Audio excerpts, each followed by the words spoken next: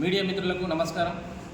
ఈరోజు ఉస్మానియా యూనివర్సిటీ విద్యార్థి జేఏసీ తరపున బీసీ జేఏసీ తరపున ఏదైతే రేపు జరగబోయే తెలంగాణ బంద్ 42% సాధించే వరకు తెలంగాణ బంద్ కార్యక్రమాన్ని రాష్ట్ర వ్యాప్తంగా ఈరోజు బీసీ సంఘాలు కావచ్చు, సామాజికవేత్తలు కావచ్చు, అదేవిధంగా ఉస్మానియా యూనివర్సిటీ బీసీ జేఏసీ తరపున మేము తెలంగాణలో ఉన్నటువంటి ప్రజలకందరికీ, ముఖ్యంగా యువకులకు, ఎవరైతే బీసీ రిజర్వేషన్ లేకపోవడం వల్ల నష్టపోతున్న ఈ సమాజాలకు మేము ఉస్మానియా యూనివర్సిటీ జేఏసీ తరపున మేము విజ్ఞప్తి చేస్తున్నాం।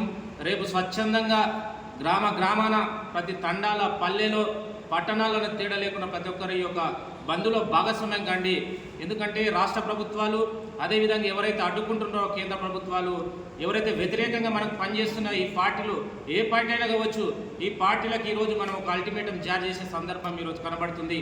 మొన్నటి వరకు తెలంగాణ ఉద్యమంలో భాగస్వాములైన తెలంగాణ ఉద్యమంలో ఈరోజు బీసీ సోదరులే దాదాపు 1200 మంది చనిపోయినారు। ఈరోజు మనము ఈ సమాజానికి అనేక రంగాల్లో, ఉత్పత్తి రంగంలో ముందున్న, ఈ సమాజహితంలో ముందున్న ఈరోజు న్యాయమైన డిమాండ్ విషయంలో మనం పోరాటం చేస్తే కొందరు కేవలం కుట్రలు చేస్తున్నారు। మొత్తం సమాజాన్ని మేము వ్యతిరేకిస్తలేం, కానీ కొందరు మాత్రమే ఈరోజు మాకు రావాల్సిన, రాజ్యాంగబద్ధంగా రావాల్సిన ఫలాన్ని అడ్డుకునే ప్రయత్నం చేస్తున్నాం। కాబట్టి మన గొంతుకను ఈరోజు తెలంగాణ సమాజానికి, అదేవిధంగా భారతదేశంలో ఉన్నటువంటి రాజకీయ పక్షాలకు, వ్యతిరేకించే వ్యక్తులకు ఈరోజు మన యొక్క గొంతుకు తెలియజేసే సందర్భం రేపు ఉంది। కాబట్టి ప్రతి ఒక్కరూ 6 సంవత్సరాల బాలుడికి వెళ్ళి 60 సంవత్సరాల వృద్ధుడి వరకు ఈరోజు రోడ్ల మీదకి రావాలి। మన గొంతుని యొక్క మన బాధను చెప్పాలి, మన హక్కును ఖచ్చితంగా రాజ్యాంగబద్ధంగా సాధించే వరకు మనం పోరాటాలు చేద్దాం।